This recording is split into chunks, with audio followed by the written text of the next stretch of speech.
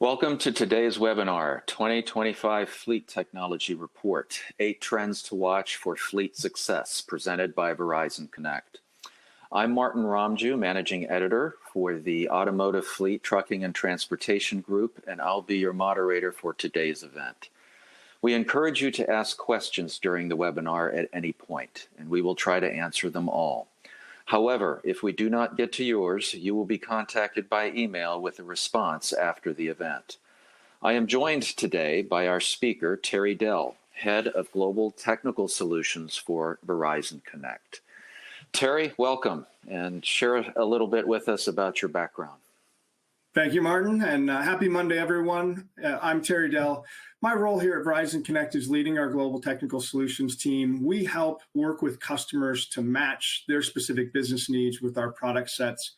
My background is largely around mobile connectivity, telematics. I've also spent time in artificial intelligence as well as time in the commercial EV manufacturing space.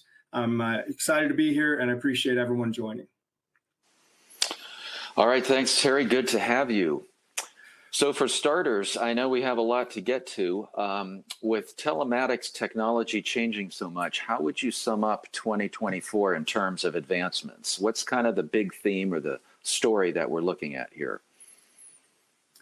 Yeah, we're really following along with what we found from the folks that responded to the surveys for this trends report. These enduring trends over the past 5 years continue to be a focus also from where we place our energy and technology. When we think about how do we help companies become safer, more productive, and more efficient, they really are focusing on technologies to leverage artificial intelligence, leverage more joined reporting and insights, and the ability for customers to quickly determine what are the most beneficial things that we can implement. So our platforms, the technologies, the cameras, the sensors, all of that development over the last year has been to help guide these enduring events in the right direction for everyone. All right, good. So let's get to trend number one, increasing the costs being a top fleet challenge. What are some of the findings that you had in this recent survey? And tell us a little bit about the survey first. Sure. So the way that the survey operates is we go out and we ask very direct questions of the marketplace at large. These are not just Verizon Connect customers. We wanted to get a viewpoint from a larger scope of fleet managers and operators across all business segments and sizes, including government, small business, so that we could really capture what it is that's going on in the marketplace. And when we look at the data that's on the screen here around the increasing costs, one of the things that really stands out to me is, while some of these are continuing cost concerns or continuing challenges from previous years, the increasing costs took a pretty good jump in the last 3 or 4 years. And I think there's some really key indicators that are driving that. We also see that increased regulation has jumped up a little bit. So it's very interesting to think about regulation and how that applies to different industries or different business segments, working with people to understand what are those new regulations, how can we help you be more compliant and serve those requirements easier.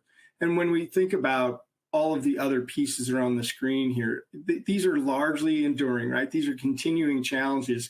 And so we have to think through with customers when you're operating a fleet, what can we do this year to not have this be an enduring challenge next year? How can we go out and find the right big rocks, the big levers that we can take so that next year maybe driver shortage isn't a problem for our organization, or maybe our increasing costs, we've been able to mitigate that for the first time in a couple of years because we chose the right outputs to go after.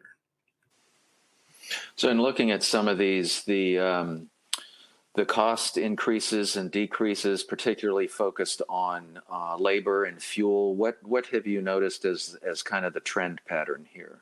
I know we hear a lot about inflation, but when you see these fluctuations, what's behind a lot of these costs? Yeah, so inflation's obviously a key indicator of where costs can run. And when you mention labor, employee-based cost and fuel costs, those are two significant costs for any business that's operating a fleet. One of the things that is interesting that is not inflationary based is the increasing cost of insurance. We know from a specific survey that was done recently that, about 90% of respondents have said, since 2018, insurance just continues to get more and more expensive in the commercial insurance space. And that's not inflationary. Our inflation's been up and down over that last 6-year time frame, but this has consistently grown. So we're really focusing in on what is it about commercial insurance that's creating these increases? How can we work with customers to put themselves in a better position with their carrier or broker to maybe get a little bit of a coupon on that so that your increase next year, it's still there, but it's not as big as it might have been because we're able to show improvements in your safety and your risk mitigation programs that the insurance companies will reward you for.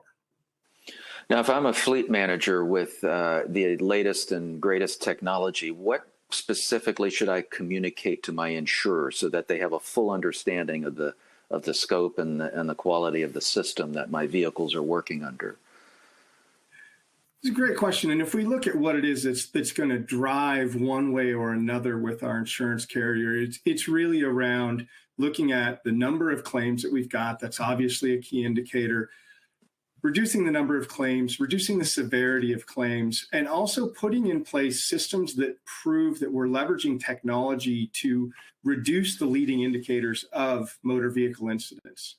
How are we leveraging technology to better coach our drivers? How are we leveraging learning management systems to better train our drivers? And then being able to show the reduction in those key performance indicators. So if we think of harsh driving events that are leading indicators, tailgating, right? Space and speed cushion is a key indicator of what your risk levels are when you're on the road. Also significant impact from distraction, right? We go back to 2007 and this little startup in California released this thing called the iPhone, and it redefined distracted driving forever. How do we work with technology and our people and our safety culture to reduce those instances where we're distracted and unable to really focus on the road? Now, that often goes hand in hand with GPS fleet tracking technology, which kind of gets us to trend number 2. There are a lot of benefits to this tracking technology. Why don't you hit some of the high points here on that one? Sure. And when we look at this, you see fuel at a 16%, and these are reduction numbers. This is how much adoption rate has helped to reduce costs. So in this graph, the bigger the number, the better, right? Seeing us go from 9% in 2024 to 16% in 2025, right? That tells us that the efforts that are being put into place to reduce fuel consumption are working. The organizations that we find that are best at this are really looking at the places where they have a lot of control over fuel consumption. One of the big things that we've looked at with one of our customers is, what's your idle time on your vehicles when they're in the parking lot of your fleet center? If you're idling for 20 or 25 minutes in the parking lot of your fleet center, that is completely controllable. We can't always control idle time when we're out on a job, when weather's inclement, things of that nature. But if we start at the basics, let's control what we can control even in our fleet operations center, we can see a significant reduction in idle time. We're also starting to see fuel costs come down, obviously, as companies start to adopt more EV. Now, there's a trade-off in that because they got to pay for the energy to charge the EV, but they're so much more efficient that we're starting to see relief in total consumption. If you consider charging your EV as a fuel cost, very helpful in how you would view that trade-off between those two technologies. When we look at accidents, the biggest shift in accidents has been the ability for us to reduce a couple of key components. One is we've seen a reduction in the average cost to repair after a collision. Now, you notice I said collision and not accident. When you talk to fleet safety managers, they don't really believe there's any such thing as an accident. If we're moving, we've got our hands on the steering wheel, we're in charge of influencing the outcome. So we speak in terms of collisions. Collisions costs have come down when organizations deploy the technologies properly. The other piece that we're seeing in this from an accident or collision perspective is having fewer collisions. Coaching on those leading behaviors and indicators from a behavioral perspective will put us in fewer situations where we'd be involved in a collision at all. And what's interesting about this is thinking through what is the cost of a collision. oftentimes when we ask that question, a fleet operator may say, well, I've got X deductible and then my insurance handles everything else. So that deductible, that's my cost. The reality is that is a portion of the cost. Where do we calculate in potential injury and work downtime for the driver that was injured during the collision? Where do we calculate in, are you renting a replacement commercial vehicle for that time, or are you shifting that work to other people in your organization? Because that may come across as overtime. There may be some hidden costs in that. So we really work to get a clear viewpoint of what is our true cost of a collision and how can we go work on all of those factors to drive down that collision cost. And when we think about labor, again, we see a big swing in labor, a 16% reduction in labor costs over prior years, trending in the 10 to 12%. And this is an interesting one because we're seeing a number of laws being passed that are actually increasing wages, but customers that are properly leveraging technology are able to mitigate that increased wage cost and still save in labor. And when we think of labor as a business perspective, it is oftentimes the number one investment that we make. So the ability to prove a reduction in labor costs through efficiencies and productivities is not a small change in the profitability of an organization. One of the points that kind of stands out to me here is how fleets are making progress on their safety goals and helping their employees return home safely each day. Are there specific areas or practices where you're seeing better behavior among drivers, or you're seeing examples of how the technology either encourages or motivates improvements in safety on their part? Absolutely. And when we think about safety as a program, there's really a couple of key components in that. The first one is the technology. And when we say safety today, it's almost synonymous with having cameras in the vehicles, ways for us to understand better context around what's happening. It's really important to pick great technology. Great to have the right tools, to have the right technologies. We leverage a lot of artificial intelligence in ours, both at the edge and in the cloud, to provide the best feedback we can. However, what we also found out is there's a big disparity in how these technologies are deployed inside of an organization. The install on the vehicle is the same, but the installation into the culture comes into question. So one example that we had a customer deployed about 2,000 cameras. They were doing this in concert with their insurance company, and they were going to get a little bit of relief on their insurance by becoming safer drivers. What we noticed was over the 6 months after implementation, their harsh driving events per 1,000 kilometers didn't actually go down. So while they received a financial benefit, they can't really look at it and say, well, we're safer, because there was no improvement in the key leading indicators of what would reduce collisions frequency and severity. And then we looked at another customer, smaller organization, didn't have as many resources. They deployed their cameras in the same time frame, and over that same 6-month period, their harsh driving events per 1,000 kilometers went down to where it is now 1/10 of the industry average for harsh driving events per 1,000 kilometers. So what that means is that it's getting the right technology, but then working on change management and creating a culture that is leadership born but employee driven. And that's a really, really key component to deploying these technologies and actually getting the benefit of safer driving. And so we work heavily on that with our customers to ensure that they understand, how do you go out and work with your drivers so that they get engaged, they adopt it, and it's not a big brother feel. It's an investment in my safety. And then we have champions that surface throughout the organization that'll help drive that culture.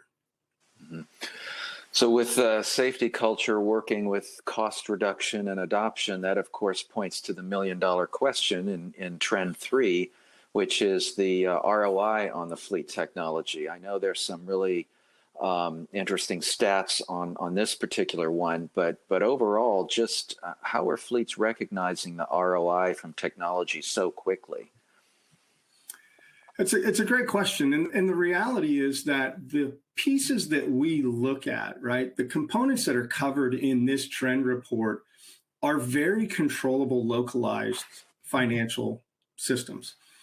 If I reduce our collisions in 6 months, we're going to see an immediate reduction in costs because there's just not that cash outlay. If I reduce our fuel costs through better behaviors, better idling programs, that is not going to take a long time for that to show up. We'll see our commercial credit card bill go down, right? So the great part of this is that you will have really quick feedback on whether or not your organization is actually leveraging the technology you invested in. Conversely, you'll also know if you're not getting that behavioral change, and you can quickly make the adjustment to bring in that reduction of expenses and that return on investment that you used when you were evaluating how to buy a program and what to buy. And when we think through this, one of the pieces that I look at in this that's really interesting outside of the safety space is asset tracking. Asset tracking is continuing to be adopted more and more. We had one customer who, they've got some unlicensed equipment in the construction space, and they had a piece of equipment stolen. Someone just took it for a joyride in the middle of the night. And because they got a move on ping notification, they were actually able to work with law enforcement, recover that non-licensed asset before it was gone, before it did any damage. And they really mitigated a lot of the risks that would have been associated with losing that type of equipment. So we're able to really quickly address these. I'm not surprised that close to 50% of our customers see a return on investment early, because they're buying technologies that are very localized outcomes.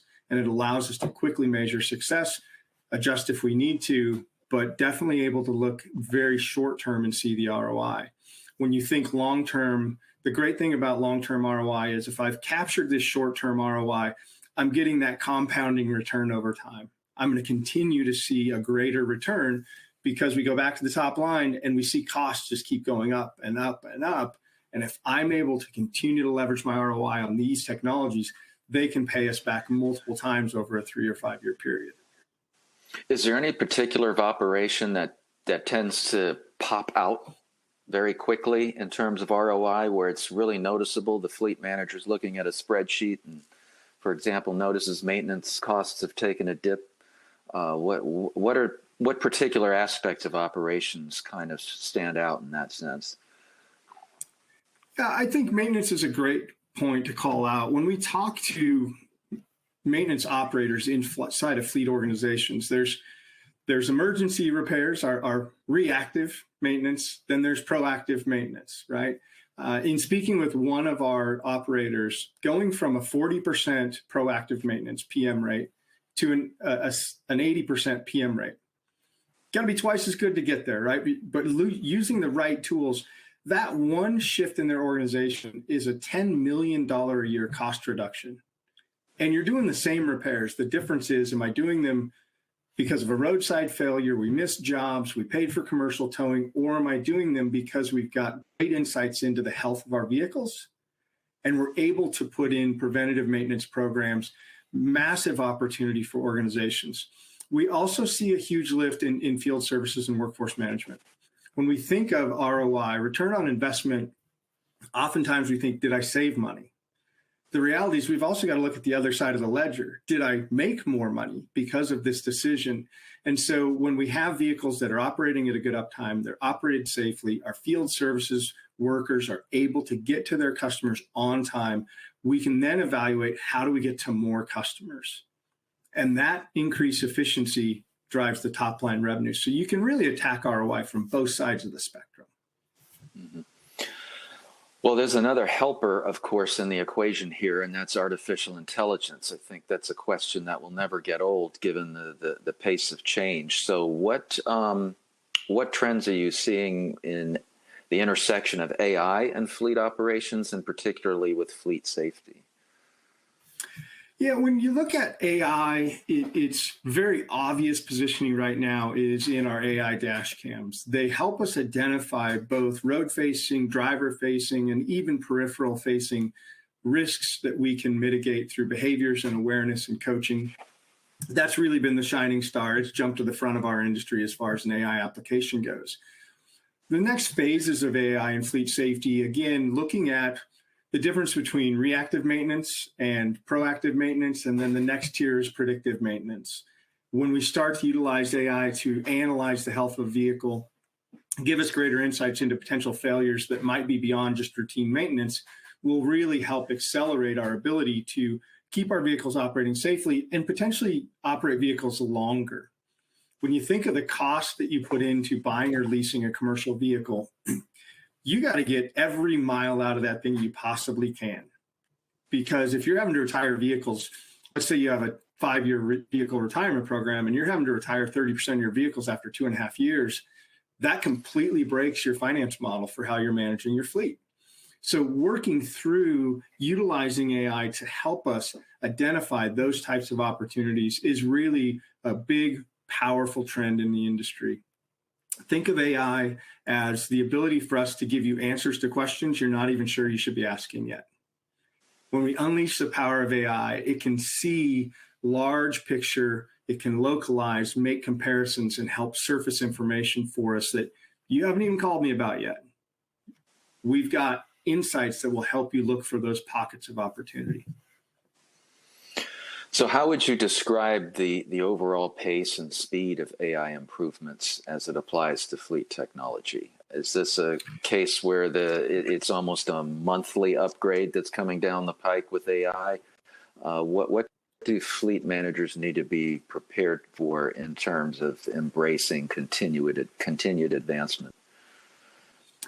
Yeah, it is a very fast-moving space. In general, artificial intelligence is everywhere, right? You can't open an app from your local hardware store without Timmy the tool popping up to help you out. That chat AI bot has become everything. In our space, we'll have that for customer success too, but we've got to think about how do we leverage AI again to give those insights, answers to questions you're not even sure you should be asking yet.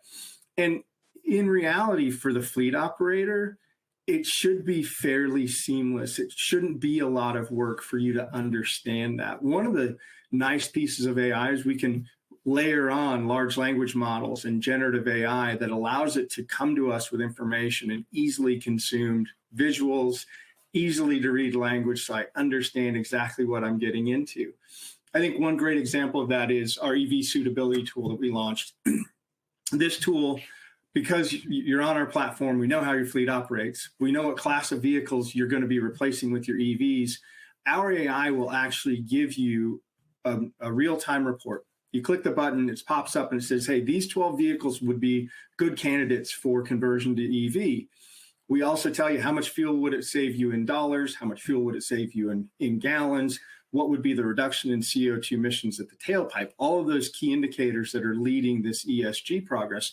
And a fleet operator doesn't have to do anything. You click the button, we tell you the recommendations, you click a little further, you see the map, the routes, you can start to fully understand it. You don't have to go ask for the report. You don't have to generate any of those conjoined type of outcomes. We surface that very easily for you. So I think for fleet safety managers, AI is actually going to make your job simpler to do because it's going to take away some of the homework that you might be doing yourself on a spreadsheet right now. And just one last point on this AI subject. It's a big help for coaching sessions and training. How does that make it more precise and more useful for the fleet drivers? Absolutely. In our system, we run effectively 3 different types of AI in our video cameras for our safety coaching program. The first one is the computer vision that recognizes and identifies the situation and behaviors. The next one is the in-cab.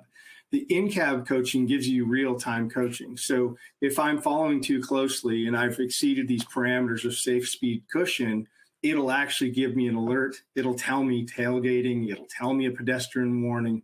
We can also have it set up for in-cab in driver-facing cameras where it can say, distracted driving, phone use detected, smoking detected. Those are key components to staying focused on safety when we're on the road. And then the third piece of our AI is actually the Verizon Analytics Engine. And what we do is once we have a triggered event, it uploads the video almost real time to our platform. Once it's in the platform, we apply another 6 safety measures over the top to analyze were there other contributing factors. We bring in speed. We then assign a severity to it. So we can go from minor all the way to critical. So as you go to coach your employees, you can know what's most important to cover. You can know how often that's a challenge for those employees. And then you can assign the right learning and training to go with that, to not just speak with the employee about how they could do better, but help them to develop the skills and the awareness they need to become a safer driver. Mm-hmm. So with technology, one area that is is very adaptable to that are electric vehicles, which goes to our next trend. There's so much to be said about electric vehicles. What kind of results are you seeing now in the deployment of and the integration of technology with EVs? Yeah, it's a great point, Martin, because it's not as simple to deploy a commercial EV as it is to deploy a passenger EV, right? When I'm doing a passenger EV, I can charge it at home every night. I'm in total control of that. When we start to think about it from a commercial perspective, there's a tremendous amount of planning required, and that planning requires good data. And I talked a little bit about our EV suitability tool. That helps with the good data. Which routes are we actually able to accommodate today, and which routes are outside of our range capabilities? Other places where we find our data is very useful is in partnering with charging solutions. When we think about how you run a fleet today, if you have someone who has it, they can get gas anywhere utilizing your fuel card. When it comes to charging the EV, if it's a take-home vehicle, how's it going to be charged at home? The responsibility for that financially falls on the organization. So they've got to have home charging systems. They have to have a way to reimburse the employee properly for the proper rate of kilowatt hours consumed while charging home. It can become very complex.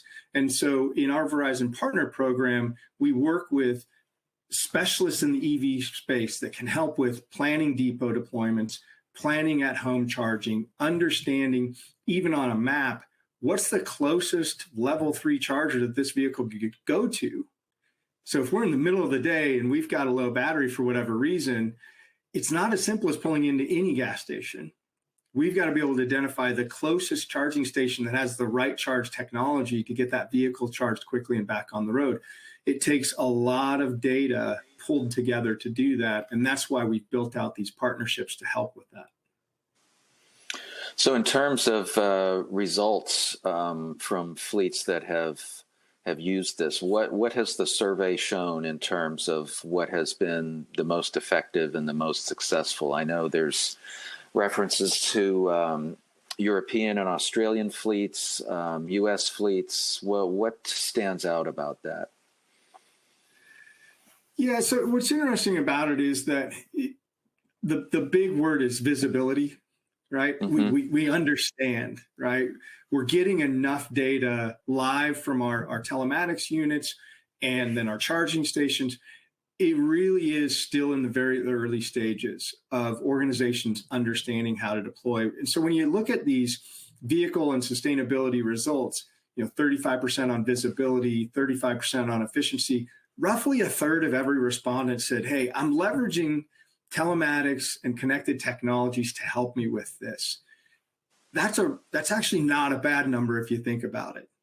100% obviously would be the goal, but the reality is one of the things that I learned when I was working for a commercial vehicle manufacturer, the hardest part of getting to 100% electrification is oftentimes going from 0 to 1 because it's all gray area. We don't know what we don't know. And there's a lot of learnings early on, especially when we think about 80% of commercial vehicles are purchased with some sort of subsidy or incentive. How do I gather the data to prove that I'm doing the qualifying actions for that subsidy to continue? How do I do my alternate fuel credits for when I charge versus using petroleum-based fuels? Even thinking about things like maintenance and driver training. These vehicles operate differently. They are not the same as driving a gas vehicle. If you look at maintenance, you're going from a vehicle with 2,000 moving parts between an engine and a transmission. An EV would have less than 200. Well, what does that mean to our maintenance and cycle times? What impact does the weight of batteries and the braking have on our brake and tire wear? So there's a lot of discovery right now. And the fact that 35% of these customers have figured out how to leverage technologies in that discovery process is a really, really key tool that they're using. So I think next year we'll see that go up 50, 60, 65%. As more fleets put more EVs out there, they'll recognize the value of the data that they can get. So they get clarity, they get planning, and they'll be able to get to that 100% goal on time. I know one of the other aspects here that's top of mind for fleet managers are the sustainability regulations and emissions requirements, some of which they find challenging when it comes to adopting EV fleets. How can technology help meet some of these regulatory challenges, or at least reduce the impact of them? So the first piece right off the bat, I talked about this a little bit, is making sure that you're getting the data sets that you require for all of your compliance reporting, right? We've got to be able to prove what we claim we're doing. The other piece that I find is very interesting in this is if we start to look at, as an example in the EV suitability tool, we will recommend 12 routes.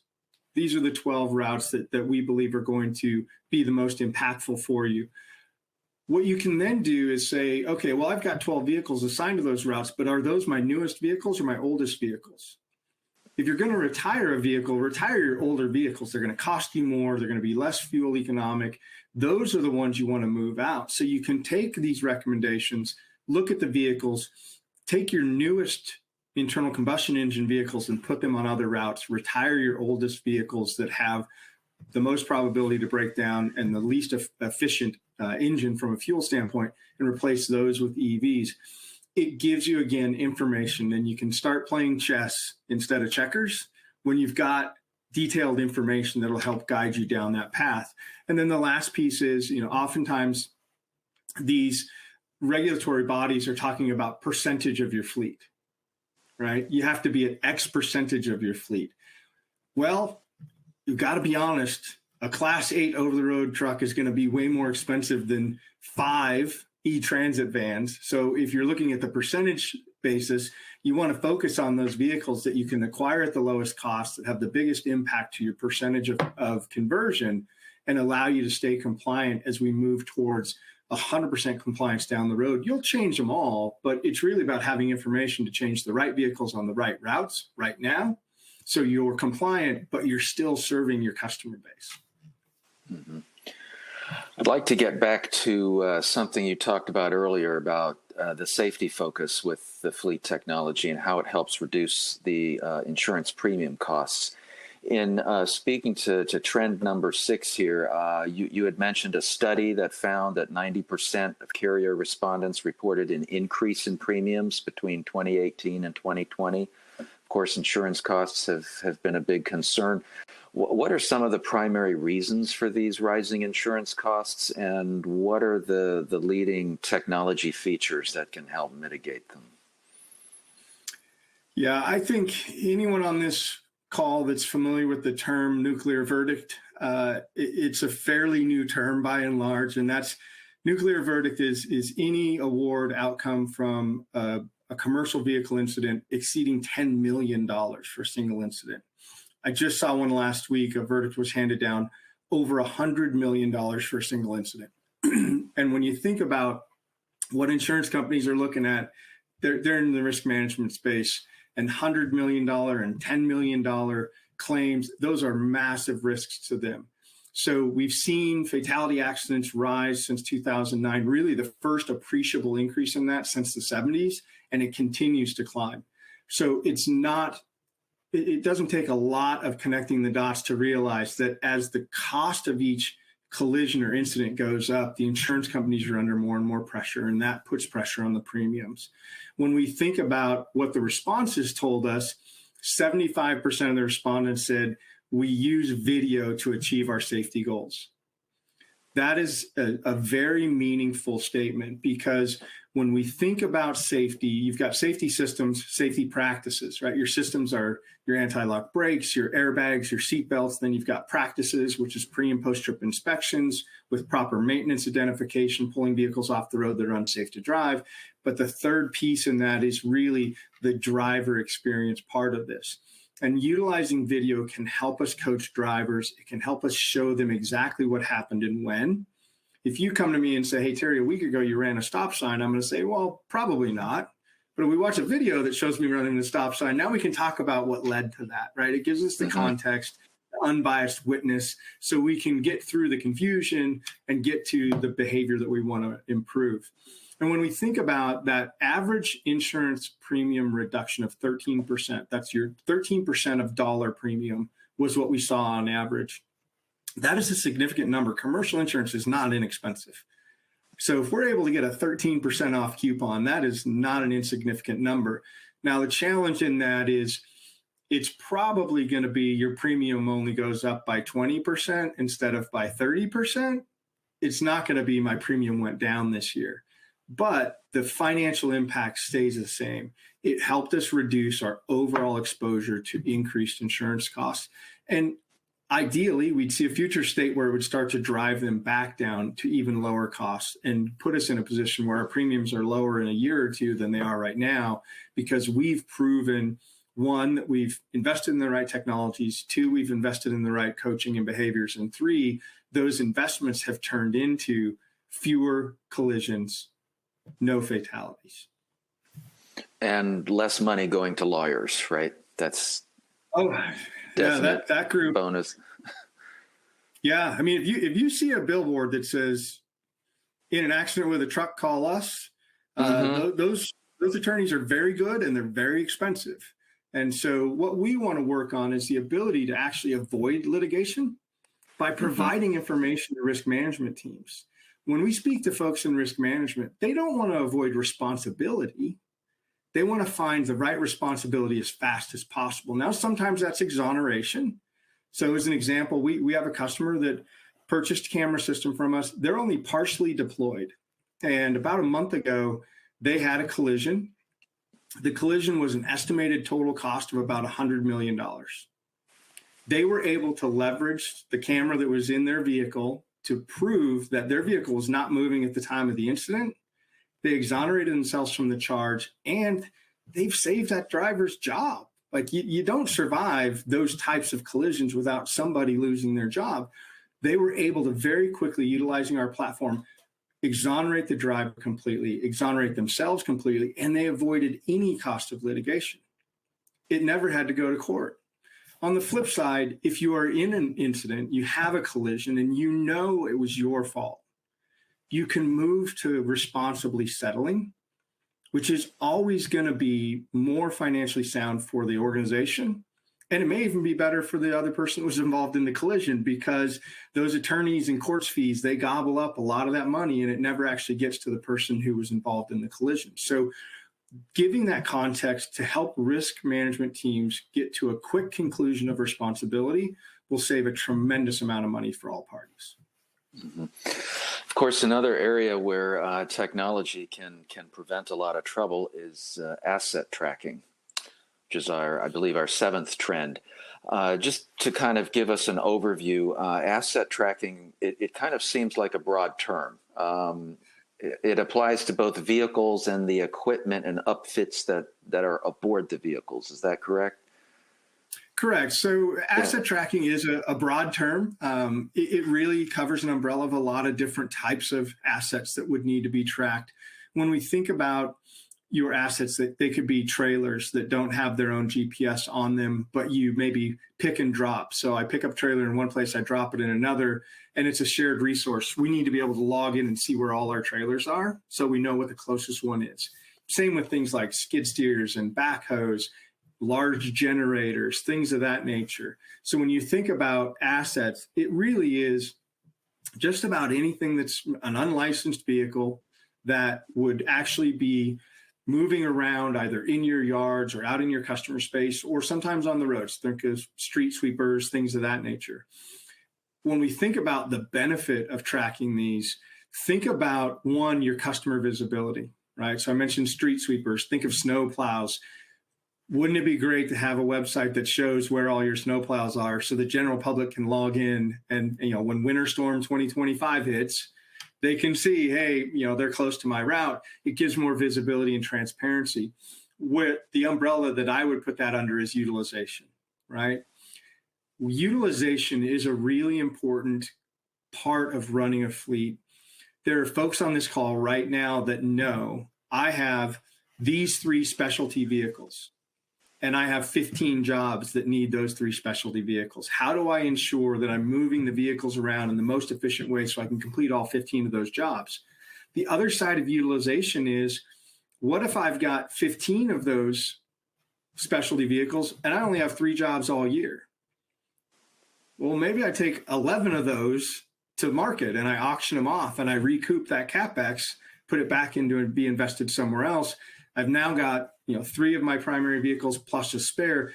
we just cut your overall operating and CapEx expense for that group by 60%. So there are ways to utilize this information to understand where's the vehicle, how's it being used, how often is it being used, and in the example I used earlier, if it's not where it's supposed to be at 2 a.m, how do we go get that thing back and work with law enforcement so we minimize our loss and end up waking up tomorrow morning with that skid steer back in our lot, ready to do work for us? So asset tracking is a big general term. We'll try to track just about anything we can. So a lot of customers come to us with interesting edge cases and use cases, but the goal in it is really to reduce your costs and maximize your efficiency through visibility and utilization. So does this system also have the capability to spot something going wrong right at the moment that it happens? For example, if you have fleet vehicles that are parked in a lot overnight, an alarm goes off, glass breaks, somebody tries to steal it. Are there features in this technology that, in addition to tracking the vehicles and the equipment, can at least alert a fleet operation if something unusual happens? Yeah, they don't really pull in sensor data like glass breakage like a car alarm would. Oftentimes, these vehicles don't have glass, right? You're sitting on a seat in an open cockpit, or it's a generator that doesn't even have a seat. It's just something you would plant somewhere. But what we do is the ability to have a ping on move really tells us, 2 a.m, none of that stuff should be moving. And the moment that we sense movement and you get that alert, that's really what we're focused around from the alerting perspective is the where is it and is that the right place? And then if it's not, we'll alert to that. There's another term associated with this. And just before we get to the final trend, talk a little bit about predictive analytics and how that ties in here and some good examples of that. Yeah, so when we start to think about predictive analytics, looking at key factors such as engine runtime, especially in the asset space, right? If we use a power asset on a skid steer, the systems in those vehicles don't operate on the odometer. It may only move 100 miles a year, even though it worked every day of the year. So really understanding engine runtime, what sort of fault codes can we look at? What sort of maintenance programs do these vehicles have on them so that we can get to the space with preventative maintenance and then eventually move into predictive maintenance? And that's really the next phase of kind of how AI gets applied to maintaining vehicles is looking at, we've got 100,000 of this year, make, model, and this particular event has occurred at this mileage on 70% of those. We can start to build AI that helps us, again, answer questions you didn't even know you should be asking yet. You know what? That has a hydraulic motor that goes out after 7,000 hours of operation. You want to get out in front of that. This vehicle's hitting that. It's got all these factors. You need to go in and just replace that today so you don't have downtime in the workplace. And that's building those systems, again, we train them, they go do their thing, come back, gives us answers to questions we weren't even asking. So in this final trend, it kind of goes back to a subject that is the bottom line, and that is revenue. Talk to us a little bit about field service management, what you have found in this area in terms of what you're seeing in the results of how that's being used in fleets, and specifically how it's driving revenue and contributing to the bottom line. Yeah, I think it starts with customer expectation.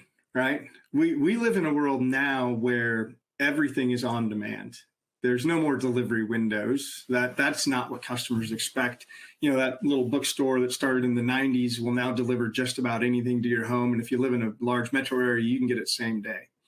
And what our customers are finding is, how do we get to that just-in-time model, the right-on-time model?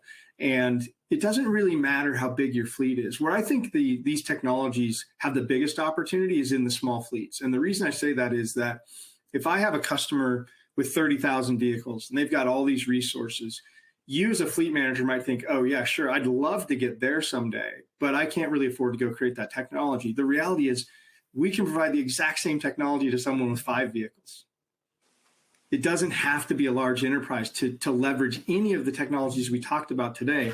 So when we think about who are the industries that are going to have the greatest challenge in these efficiencies, it's probably in your small to medium businesses, in some of your small departments in government agencies, don't necessarily get all the attention and funding, but they need some help in this productivity and efficiency space. And so when we think about what that looks like, you start off improved scheduling, efficiency, improved communication with techs. That's all about having good information that you can take action on. And that's where these systems can help you out. And when we look at the pieces further down the line, right, the improved visibility, your near real-time location of techs and drivers, we have customers that are using this every day in small businesses because they can be out on a job, they can know where someone is at. A prospective customer can call into their organization and say, I need this today. We can quickly go in, we can find the closest team, understand how much longer they're going to be, and we can then route them to that customer. We can help them fill in that gap in their calendars so that it's no longer dead time, it's revenue time by picking up 1 or 2 or 3 more jobs per day. And if you do the math in your organization of the value of a job, the customer lifetime value of one new customer, the amount of improved income you would have by picking up 1 more new customer a day over the life of that experience would be significant. And that's really what this field services management, utilizing vehicles properly, deploying your employees properly, that's what it drives.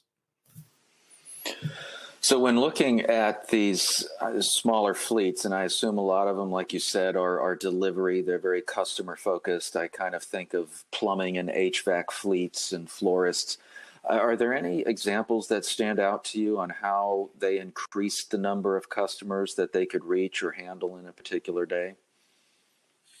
Yeah, so one example, I was in a meeting with a customer in Southern California, and we just basically ran a breadcrumb history, dots on a map, nothing super advanced. And what we recognized was they had vehicles driving past one another all day long. Mm-hmm. They had never really stopped to reevaluate how they do their jobs. And by having all of that data in one place, they were able to redesign their routes.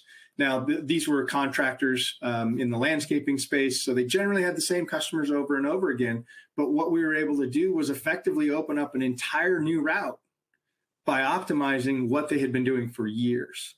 And so when we think about that for an organization, if you can open a new route without hiring another employee or leasing another vehicle or training anyone new, that is going to give you highly profitable increase in your business without any of that CapEx or energy investment. So that was a really key meeting with that customer, the ability for them to visualize all of these vehicles driving past one another, go back in, rethink our routing, get us into a position where we could literally create another route for the organization with no new investment. I know we could talk more about that particular trend, but we want to make some time now for some audience questions. Please feel free to message in your questions and Terry will answer them. To kind of get our discussion started, Terry, are there any other fleet industry trends that you're seeing beyond what was covered in the report? I think because of how we surveyed for the report, it's pretty inclusive, right? We went to a lot of markets, a lot of different sizes. I think what we would want to keep our eyes on in the forward view is, again, leveraging artificial intelligence and really creating these insights. Oftentimes when we have conversations, we're talking to the fleet managers, we may be talking to an operations vice president. When we expand that conversation, we start to talk about, from a financial perspective, from a risk perspective, safety perspective, we can start to address even bigger rocks in the organization sometimes, right? So I would encourage anyone over the next couple of years to really keep your eyes open as to what are the trends, what are the changes in the technologies that we bring to you. And as you see new technologies and you're evaluating those, bring in more people from around your organization and ask the question of who else might benefit or who else has their hand in this process. Because when we speak to it in those terms, we usually find broader impacts to the organization that we can make. And again, it just lifts your return on investment, help drive for a safer tomorrow, be more productive, be more efficient. Bringing in more people to have their eyes on the idea is really helpful. And we're going to have a lot of great new ideas over the next couple of years, especially with AI rolling forward. Mm-hmm. And that, of course, brings up an obvious question. We talked a lot about trends in the present and also in the recent past. But if you, let's say, look out over the next 5 years, What are some predictions or some expectations that fleet operations could be seeing in any one of these areas we discussed today? Yeah, crystal balls are kind of foggy sometimes, Mm-hmm. but what I continue to see more than anything else is really safety is at a point where we don't have any good reason not to dig deep into the safety challenges that are out there. And what's disappointing is there's been a lot of efforts in technology over the last 15 years, and we still continue to see commercial driving safety deteriorate. So when we think about the things we talked about, right? Distracted driving, we think about the density of commercial vehicles on the road today with that just-in-time mentality. We have a lot more commercial vehicles on the road than we have ever had. And then the last piece is, there was a bullet point earlier around driver shortage. Since 2009, we've had somewhere between 200,000 and 400,000 open commercial driving jobs. The driver shortage might be getting a little better, but by and large, the research is telling us it's not. And so how do we take a driver from a Honda Civic to a Class 6 step van and help them be safe, right? How do we get that done quickly? So I continue to focus on safety is one of the number one pieces that I work on every day. And I think when you look at safety, improving safety will be a driver for almost every goal you want to accomplish. So we do have one question that came in. In your view, what do you think motivates fleets to purchase such a service in terms of priorities? Is it safety? Is it cost savings? What do you think is, or what have you found is most important to them if you were to rank the motivators for getting added technology?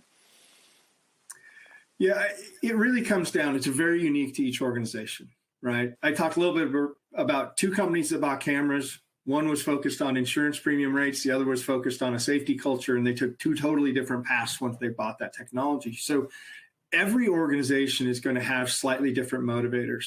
The windows that we view it through are safety, productivity, and efficiency, right? Those are really the three big buckets that we can go help address.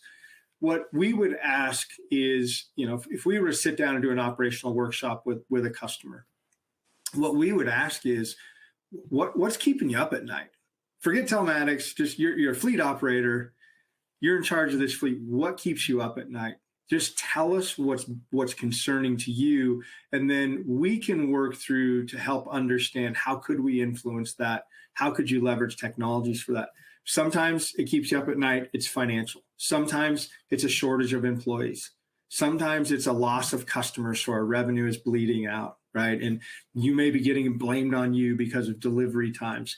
So it's really about the answer to that question is the answer to the question that just came in. Each organization's got big rocks. Somebody's staying up late at night worried about it. That's who we want to talk to, understand what's keeping them up at night, and then figure out how we can assist with that. Okay. Another audience question, which kind of touches on an area that is certainly worth mentioning. Do you see the monetization of anonymized probe data getting easier and better, or even more riddled with lawsuits and data protection concerns, as we've seen with recent congressional investigations? So that's the loaded question of the day. That is a big question. I think that it's really hard for me and probably foolish for me to try and make predictions around legislative action, right? Especially we're going through a transition in leadership at the federal level in the U.S. What I believe we are going to find is there's always going to be a balancing act between privacy and safety and efficiency in businesses operating. And, I think that when we look at how that gets played out in the states or at the federal level, it comes out, there's always some argument back and forth. They call it comment periods, right? We've got to watch what's happening in the comment periods. I believe that all of the data that we bring in can be very useful. How we leverage that to ensure privacy at a personal level is very important as well. So it's part of a balancing act. But if you think about the rise in insurance costs. Let's use that as an example. There's probably no industry that would benefit more from greater data and insight into why vehicle collisions happen. We have to find ways to help inform that, right? So we've got a half dozen insurance companies we work with now. We've got another 12 to 15 that we're going to start working with next year. And part of that conversation is going to be, how do we responsibly share information while protecting privacy and rights, right? How do we anonymize that so that we can help inform what the commercial insurance space looks like without getting ourselves, I don't ever want to be in a witness chair, right? That's kind of a basic goal of mine, is to avoid that. So how do we play that edge? But I do think it is it's a big question. It's a very important question. I think we're going to have to watch how things play out as the legislative bodies change and the focus changes. My hope is that at the end of the day, everyone shares our number one goal, which is helping you drive a safer tomorrow. And we don't get too wrapped around the axle on arguing about things that are keeping us from having safer commercial vehicles on the roads.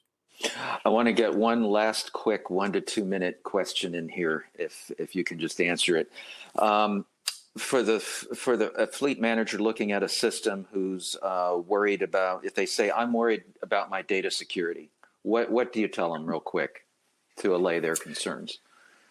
Yeah, so our answer is pretty simple here, right? So as a telematics provider, we have all of the technologies, whether it's OEM or an aftermarket installed piece of equipment that's pulling data off that vehicle. But because we are the Connect division of Verizon, we operate on the Verizon Wireless Network. So I won't go into all the details, but that is a very secure private network that is going to get your data from point A to point B. In this instance, point B is an AWS cloud instance that's SOC 2 compliant, right? So we are part of one of the largest tech companies in the world. We have our own security protocols. Everything that we build for our customers meets the same security protocols. And we have certificates. We can walk through that with customers. But that's a great question to ask, right? The last thing we want is to be a part of a data breach. The last thing we want is to have concerns around GDPR or something in California around privacy. We work with our customers to ensure that we're leveraging all the bigness that is Verizon to provide our services in the most secure, compliant possible way for you. Okay. All right, Terry, I'm not going to extend this for another hour, although we easily could. That's unfortunately all the time we have today. For any of you who asked the question that wasn't answered or you'd still like to, please send it in. We will be following up via email, answer those questions individually. We hope that you enjoyed today's webinar. Thanks again, Terry, for all your time and expertise today. Happy to be here. Thank you. I want to mention that this webinar will be available on demand on the Automotive Fleet website at automotive-fleet.com/webinars. On behalf of the entire Automotive Fleet team, thank you for joining us. We hope to see you again here for a future Verizon Connect webinar on Automotive Fleet. I'm Martin Ramju. Have a good day.